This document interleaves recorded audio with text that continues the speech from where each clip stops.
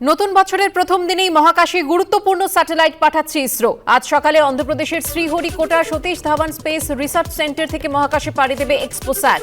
এটি হলো দেশের প্রথম এক্স-রে পোলারিমিটার স্যাটেলাইট। এর আগে 2021 সালে এই স্যাটেলাইট উৎক্ষেপণ করে নাসা। এই স্যাটেলাইটের মাধ্যমে মহাকাশে এক্স-রে উৎস সন্ধান করা হবে। ব্ল্যাক হোল বা কৃষ্ণ গহ্বর সম্পর্কে গবেষণায় নতুন দিশা পেতে পারে ইসরো। মহাকাশে কৃষ্ণ গহ্বরের উপস্থিতি সন্ধান ও উৎসের তথ্য জোগাড় করার চেষ্টা করবে এক্সপোস্যাট। এর মাধ্যমে কোথায় কোথায় কৃষ্ণ গহ্বর রয়েছে তার সন্ধানও মিলতে পারে নতুন ব্ল্যাক হোল বা কৃষ্ণ গহ্বরের ঠিকানাও। এছাড়া মহাকাশে 50টিরও বেশি উজ্জ্বলতম শক্তির উৎসকে পর্যবেক্ষণ করার কথা এক্সপোস্যাটের।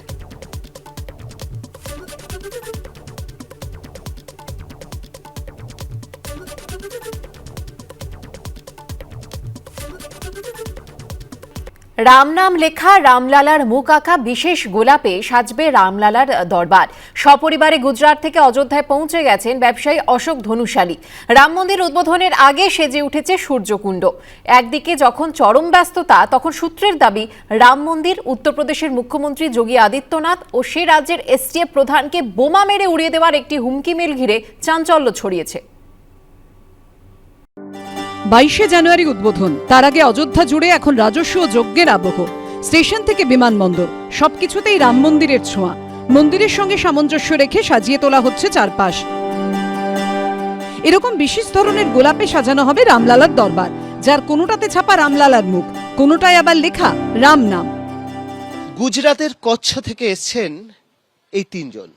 রাম দরবার সাজাবেন 22 জানুয়ারি এই ফুল দিয়ে, রামলালা লেখা ফুল দিয়ে এবং রামচন্দ্রের যে ছবি সেই সমস্ত গোলাপ দিয়ে তারা সাজাবেন হচ্ছে রাম দরবার, এবং তারপরে তারা এটা ব্যবসায়িক জায়গায় নিয়ে আসবেন। এখন অবধি যেমনটা জানা যাচ্ছে 10 থেকে 12টি গোলাপের যে বোকে হবে সেগুলোর দাম কম করে 10 থেকে 12,000 টাকা হওয়ার কথা রয়েছে। लेंस टेक्नोलॉजी की सहायता से हमने ये फूल पे आर्ट किया है, जिसमें आप देख सकते हो जय श्री राम है, रामलला है, हमारा सबका प्यारा तिरंगा, एक भारत श्रेष्ठ भारत, हमारे सबके चहेते प्रधानमंत्री नरेंद्र भाई मोदी, योगी आदित्यनाथ जी।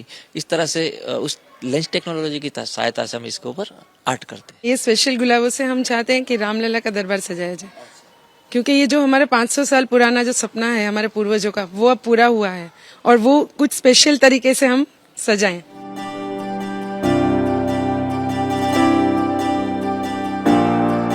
অযোধ্যায় রাম মন্দির উদ্বোধনের আগে সেজে উঠছে সূর্যকুণ্ড, যাতে প্রায় 14 কোটি টাকা খরচ করেছে উত্তরপ্রদেশ সরকার। বছরের শেষ দিনে পূর্ণ রবিকিরণে সেখানে বিশেষ পুজোর আয়োজন করা হয়েছিল।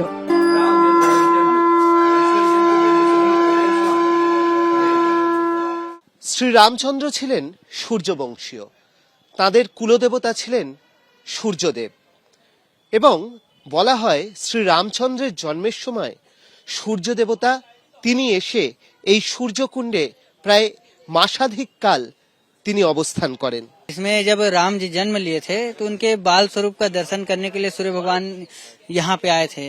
यहाँ से उन्होंने राम जी के बाल स्वरूप का दर्शन किया था। इसका वर्णन रामचरितमानस में गोस्वामी जी करते हैं कि कौतुक देख पतंग भुलाना, मास दिवस कर जात न जाना। ये जो कौतुक को देख करके ভগবান সূর্য ইতনে মন্ত্রমুগ্ধ হয়ে গেছে, আগে বাড়ানাই ভুল গয়ে। যে মন্দিরে খুবই ভালো লাগছে, এত কিছু এখানে ছিল আমাদের জানা ছিল না। ভগবান রাম এখানে পুজো করেছেন, আমাদের সৌভাগ্য যে আমরা এখানে এসেছি, খুব আনন্দ লাগছে, খুব ভালো লাগছে।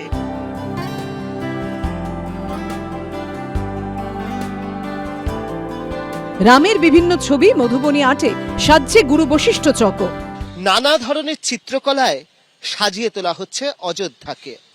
আমরা যেরকম ভাবে দেখতে পাচ্ছি যে এই ধরনের শ্রী রামচন্দ্রের বিভিন্ন চিত্র বিভিন্ন জায়গায় যেরকম ভাবে আঁকা হয়েছে, ঠিক সেরকম ভাবে আমরা যে জায়গায় রয়েছি সেই জায়গাটি হচ্ছে গুরু বশিষ্ঠ চক। সেইখানে যে নবনির্মিত উড়ালপুল, সেই উড়ালপুল জুড়ে যেরকম ভাবে আমরা দেখতে পাচ্ছি মধুবনী চিত্রকলার কাজ। একদিকে যখন চরম ব্যস্ততা, তখন সূত্রের দাবি রাম মন্দির উত্তরপ্রদেশের মুখ্যমন্ত্রী যোগী আদিত্যনাথ ও সে রাজ্যের এসটিএফ প্রধানকে বোমা মেরে উড়িয়ে দেওয়ার একটি হুমকি মেল ঘিরে চাঞ্চল্য ছড়িয়েছে। সূত্রের দাবি মেলটি এসেছে ভারতীয় কিষাণ মঞ্চের রাষ্ট্রীয় অধ্যক্ষ দেবেন্দ্র তিওয়ারির কাছে, তাকেও খুনের হুমকি দেওয়া হয়েছে। ইমেল প্রেরক নিজেকে পাক গুপ্তচর সংস্থা আইএসআই এর সঙ্গে যুক্ত বলে দাবি করেছে। হুমকি মেল নিয়ে ইতিমধ্যেই থানায় অভিযোগ দায়ের হয়েছে। তদন্তে নেমেছে উত্তরপ্রদেশের স্পেশাল টাস্ক ফোর্সও। অর্ণব মুখোপাধ্যায়ের রিপোর্ট, এবিপি আনন্দ, অযোধ্যা।